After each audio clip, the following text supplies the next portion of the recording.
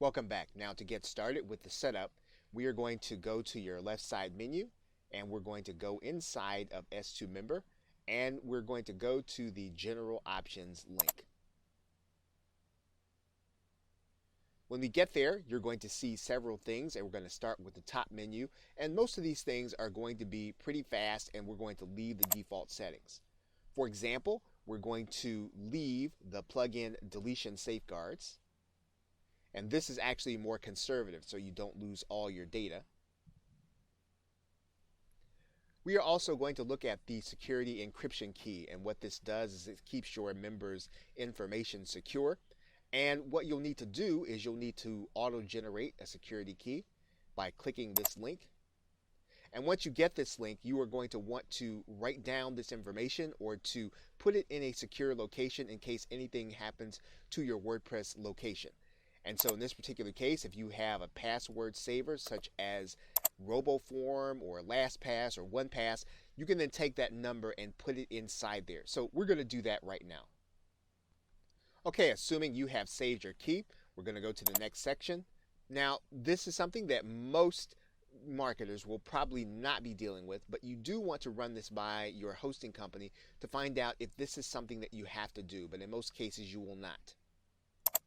Okay, the same is true for the CSS loading, and in general you will just want to leave this the way it is, and then we can close that one up, and then we will then look at the S2 member security badge. And the S2 member security badge will allow you to put a badge on your site, kind of like, looks like the one that I'm hovering over right now, that says that your site is secured by S2 member. And this is a personal choice. This is something that you don't have to do. It will not necessarily affect how you run your membership. So if this is something that you choose to do, you can certainly do that by following the instructions here. We are not going to go through that process. We want to do what is necessary to get our site up and running with JVZoo. So we're going to close that up right now. And then we are going to take a look at the email configuration. You will want to make sure that your email is specific to how you want people to see what it is that you are sending them. And so if you are branding based on your membership, you want to make sure that all this information is according to your brand. Now, the other thing that you'll want to think about is configuring the new user email. Now, this is once again something that you don't have to do, but if you have a specialized membership, you will want to consider looking at the customization by clicking yes, and then clicking this new user message so that this will determine how the message is seen once it comes to the user. We're now going to answer questions about whether or not we want open registration. Since this is a paid membership, we do not want open membership so that people can come and register anytime they want to become part of our site. So we're going to leave that as no open registration. Now, in terms of membership levels, S2 Member has some default levels in there. Level 0 is a free subscriber, but of course you can change the names of all of these subscribers to be what you want them to be. We're going to leave these categories in place as they do not affect our membership. Now, you do have a choice as to whether or not you want to force WordPress to use your labels. The default setting is going to be no, and we're going to leave it at that. Now, next is the login page and the login design.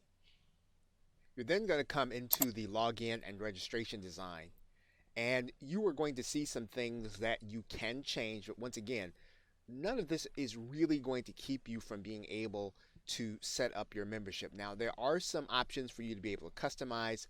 In particular, you are going to be able to customize the background image where people log in. So you are going to want to place this image in your background image. If you want to change that, and all you'll need is URL for that image. You can also change your logo image, and you'll be able to do that once again by placing it in this area. Now, if you are adept at HTML and you want to change some of the background colors as well as the fonts, you can change them. However, none of those things will keep you from being able to set up your membership quickly with JVZoo. Now, in particular, one of the things that you're going to want to do is you're going to want to make sure that your logo image has a title attribution. You can change that to whatever your brand is in this area.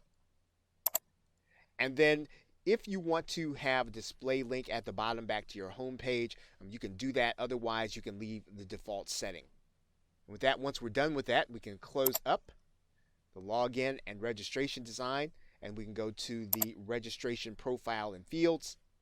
Once again, unless you really have a need for custom fields, you're probably not going to use this in order to set up a simple membership with JVZoo. This is, again, something extra and it's a little advanced. So it's one of those things, if you're going to set up your payment processor with someone other than JVZoo, you can use this. Otherwise, we are going to leave that one alone. The login and welcome page. Now, this is where we'll want to create a page, and this is going to be the first page that people see when they log into your website, and you'll need to choose that page here in this area.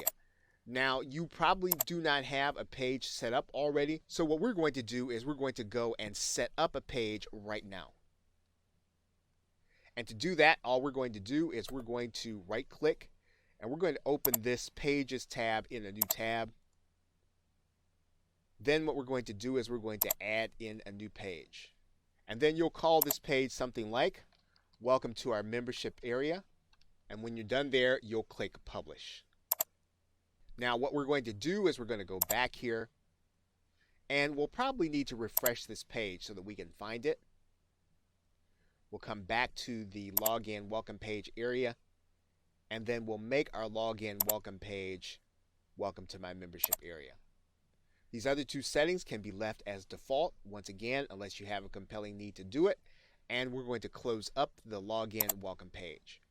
We're now going to go to the membership options page. And once again, this page is going to be one where people are going to come. And once again, this is going to be a page that people are going to be sent to where they can find out about all of the membership options that they are able to purchase. So if they hit a page that they're not supposed to be on, they'll be sent to this page where they can actually buy access to the membership. Now, we'll actually need to go and create this page just as we did the last one. So we can literally go back to the tab that we have open and click Add New. And then we can write in here membership options. Now we can always come back and change the name of this page, but we do need to have one available. We're going to click Publish. And then your membership option page is available. We're going to come back to this page and we're going to refresh. And then we're going to open up the membership options tab, and then we're going to set the new page as our membership options. We're going to leave this default setting available, and then we're going to click Close. Now, in terms of the membership profile modifications, we probably won't need to do that. We don't want to give people the ability to change their default profile. We're going to use them as they are. And again, we're just going to work with the profiles in the default settings. And then we're going to go to the URL shortening preference. And a membership always produces fairly long URLs. Some of them are kind of ugly, and what will happen is S2 member will automatically assign a link shortening service, and they use tinyURL. And of course, if you want to use a different one, you can.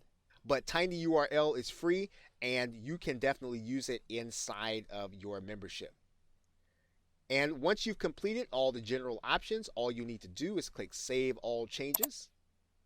And you have now completed all of the membership options. And with that, thanks, and I will see you in another video.